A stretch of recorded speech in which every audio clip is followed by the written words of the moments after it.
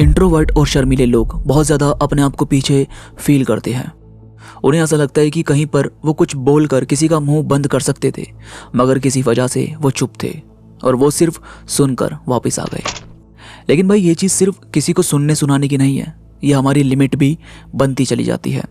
यानी अगर ऑफिस में भी बैठे हैं तो कुछ पूछने से हिचकिचाने लगते हैं, किसी को मन की बातें बोलनी है तो वो भी नहीं बोल पाते और फिर अपने अंदर ही काफ़ी ज़्यादा घुटन सी होने लगती है। पर क्या इसे चेंज नहीं किया जा सकता? बेशक किया जा सकता है। पहले तो उस रूट को समझो कि शर्म आपको किस चीज़ की है। शर्म आपको होती है लोग आपको देखेंगे तो पागल समझेंगे, जज करेंगे कि ये साला यही सब करता रहता है। शर्म आपको होती है कि आप लूज़र दिखेंगे। आप किसी को ये बोलेंगे कि यार मुझे इसके बारे में नहीं पता, तो वो आपको लूज़र समझेगा। शर्म आपको होती है कि जहाँ सब लोग अपनी बॉडी, अपनी ग्रोथ की बात कर रहे हैं, वहाँ आपको स्मॉल ट्रीट किया जाएगा। लेकिन ये सब कुछ साइकोलॉजिकली होता है। भाई सिंपल बात है, जितने भी गोल्ड मेडलिस्ट आपने देखे होंगे, जितने भी प्लेयर्स, आर्टिस्ट या सक्सेसफुल लोगों को आपने देखा होगा, वो अगर बेशर्म होकर अपनी प्रैक्टिस नहीं करते, वो अगर जज होने के डर से आगे नहीं आते, तो वो कभी आपको उस स्टेज पर खड़े हुए नहीं दिखते जहां वो आज खड़े हैं। अगर नीरज चोपड़ा भाई ने पहला भाला नहीं फेंका होता और बार बार उसकी प्रैक्टिस नहीं की होती, तो वो आपको यहाँ पर खड़े हुए दिखते ही नहीं। इससे कोई फर्क नहीं पड़ता भाई कि वो भाला कहाँ गिरा था, कहाँ उन्होंने वो भाला फेंका था नहीं फेंका था, या उनसे वो भाला फेंका गया था नहीं फेंका गया था, कोई फर्क नहीं पड़ता। बेशक मजाक बनाने दो लोगों को, हंसने दो, उनकी आवाज़ें सुनो और साइड कर दो। या अगर अपने अंदर वो मजाक उड़ाने की, वो हंसने की बात रख भी रहे हो, तो उसे इसलिए मत रखो कि आज कमरे में बैठकर रोने लगोगे, आज टेंशन लेने लगोगे कि फलाने ने मेरा मजाक बना दिया था। बल्कि उस एंगर को सही जगह इस्तेमाल करो और ज़्यादा प्रैक्टिस करो, बार बार इम्प्रूवमेंट पर ध्यान दो, बार बार खराब करो लेकिन लगातार प्रैक्टिस करो। देखो कहाँ से क्या चीज़ सही हो रही है, देखो कहाँ से क्या सीखने को मिल रहा है। क्योंकि अगर ये नहीं होगा ना, तो परफेक्ट चीज़ निकल कर आ ही नहीं पाएगी। तो इससे कोई फ़र्क नहीं पड़ता कि कौन तुम पर हंस रहा है, कौन तुम्हें किस नज़र से देख रहा है, कौन तुम्हारे बारे में क्या सोच रहा है।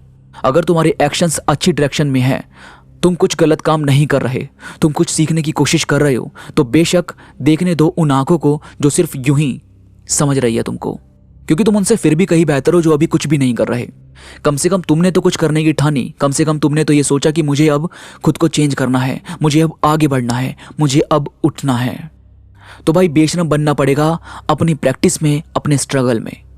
छाती ठोक के बोलो कि अभी प्रैक्टिस कर रहा हूँ, और जो करना है पूरे दिल से करो। क्योंकि जब अंदर से चीज़ निकल कर आती है ना, तो मज़ा आता है काम करने में। तो वो चीज़ ज़रूर रखो। और फिर है कि कभी नया सीखने से, नया पूछने से शर्म फील मत करो। पहली बात तो यहाँ कोई भी नहीं है जिसे सबका सब कुछ पता हो। क्रिकेटर को क्या पता कि डॉक्टर की फील्ड में क्या होता है, और डॉक्टर को क्या पता कि स्कूल में बच्चों को कैसे हैंडल किया जाता है। प्रिंसिपल को क्या पता इंजीनियर कौन सा प्रोजेक्ट कैसे हैंडल कर रहे हैं, कौन सा सॉफ्टवेयर कैसे बनता है। तो भाई आप कोई नई नहीं हो जिसे अभी कुछ भी नहीं पता है। तो पता कैसे चलेगा? वो चलेगा पूछ कर, पता करके, जान कर, लर्निंग से। तो पूछने से कुछ भी घबराओ मत, जाना करो, न्यू लर्निंग किया करो। क्योंकि कुछ नया सीखने से आपको ये पता चलेगा कि आपको उसमें और क्या इम्प्रूवमेंट करना है। आपको नया विजन मिलेगा, आपका मन करेगा कि आप उसमें और क्या सीख सकते हो और क्या कर सकते हो। और फिर है कि अगर आप कम्युनिकेशन करने से घबराहट फील करते हो और आप जल्दी किसी को कुछ भी नहीं बोल पाते, नहीं बात कर पाते, तो पहले आपको ये जानना ज़रूरी है कि आपके थॉट्स, आपकी बातें क्लियर होनी चाहिए। मेरा एक दोस्त था जो शुरू में बहुत शांत रहता था, कुछ भी बोल नहीं पाता था। क्लासरूम में भी बैठता तो बस शांत बैठा रहता, आंसर भी नहीं कर पाता था जो भी टीचर उससे पूछते थे। और आज की डेट में वो बंदा लॉयर है, कोर्ट में आर्ग्यू वगैरह करता है। मैंने उसके फादर से पूछा कि अंकल ये चेंज कैसे हुआ? पहले तो बड़ा चुप चुप रहता था।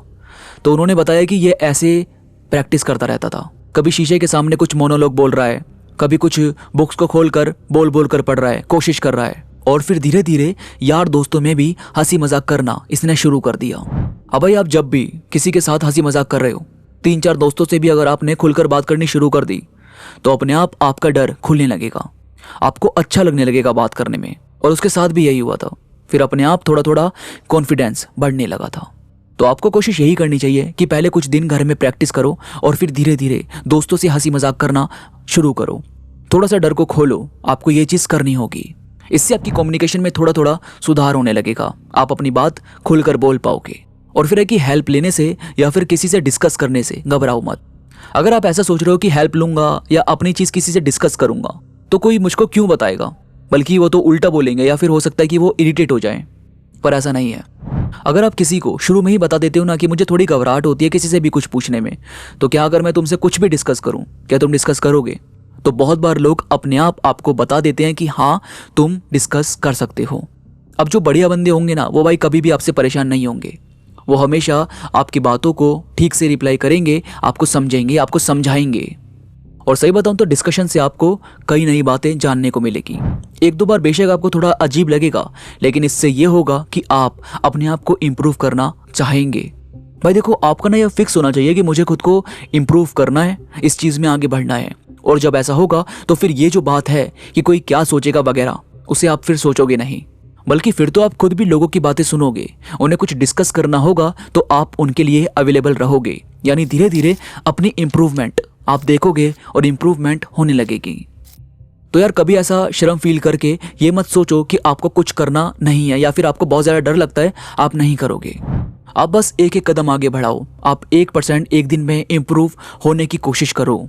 अपने आप आपका कॉन्फिडेंस बढ़ने लगेगा और आपकी शर्म और झिझक कम होने लगेगी।